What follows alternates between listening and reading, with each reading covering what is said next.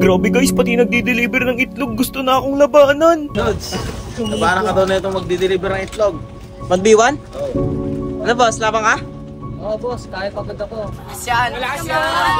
Malakas ba to? Malakas ka daw pala boss eh. Guys, malakas daw tong kalaban ko, saseryosohin ko to. Kaka-iyak ka sa akin kaya. Okay na sana guys, kaso nga lang dirot yung ginamit niya. Nagdirot ka! MM lang.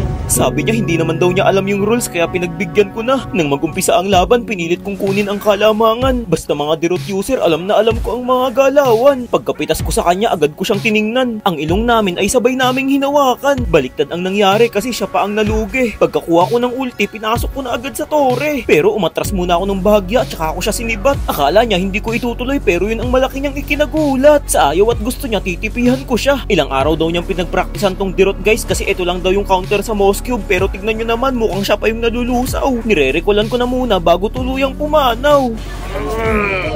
Sobrang nga lang ako nakampante guys kasi sa bawat kita ko sa kanya palagi kong sinusugod. Napitas niya tuloy ako sa isang biglaang kayod. Napahawak na lang tuloy ako sa buhok ko, senyalis ng pagiging gwapo. Sa puntong ito dumaan siya sa recolan ko, buti naiwasan ko yung ulti niya. Nang pindutin ko yung inspire ko, pandalas na siya sa pagtakbo. Subalit kahit anong kanyang bilis, ang tatamuhin niya pa rin ay paghihinagpis. Pagdating sa pagpapadikit sa bato guys, sobrang na-master ko na yan. Tingnan nyo naman, paulit-ulit niyang nararanasan. Napakahilig niyang makipagsabayan ng harapan pero di niya naman nakakayanan. Pasensya na sa katabi ko guys, iba na yung hinahawakan. Habang nagde-dep siya dito, binigla ko na naman siya. Sa ilang saglit lang, muli na naman siyang mamamahinga. Sa tingin nyo guys, totoo kayang praktisado to kasi pati sa red lap ko sinusundan niya ako. Grabe, nakuha niya pa talaga akong imbidan sa kabila ng kalugihan. Kung ano ang kanyang nais, aking ipakakamtan. Eh, baka check yan. Ni hindi man lang nga yata sumabla yung sibat ko kahit na isa. Sa bawat pagtama, yun din ang kanyang pagkabura. Nasa loob na ako ng kanyang base niya na partida. Sayang lang kasi naglag pa. Ngunit ayos lang yun guys kasi tignan nyo naman yung score namin, 7-3 na. Tambak na tambak siya. Sa katunayan nga niyan, nagpapitas pa ako ng isa bilang pagpupugay sa kanya. Pero last na to, di na siya makakaulit sa akin. Kung ano ang kanyang itinanim, yun din ang kanyang aanihin. Iisa lang naman yung technique na ginagawa niya. Yun ay ang lilitaw sa likuran ko bigla. Ayoko sanang palagan pero dahil gusto niya akong subukan, o ayan, ang hapdi ko ay kanyang pakiramdaman. Bali 30% pa lang ng lakas ko yung ginagamit ko sa kanya. Kita nyo naman, pinagraluan ko muna. Pasensya na guys kung hindi kayo masyado nakakita ng magandang laban. Buong akala ko kasi gagamit siya ng marksman. Pero wala ginusto niya yan kaya ngayon kanyang panindigan. Para sa mga hindi nakakaalam, kahit sinong gustong lumaban sa akin, hinaharap ko. Malakas man o mahina ito. Heto yung huling pagkakataon na masisilayan nyo siya kasi ang laban ay tatapusin ko na.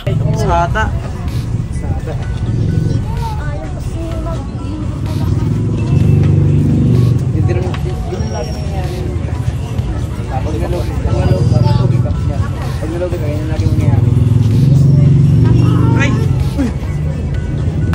Nice game.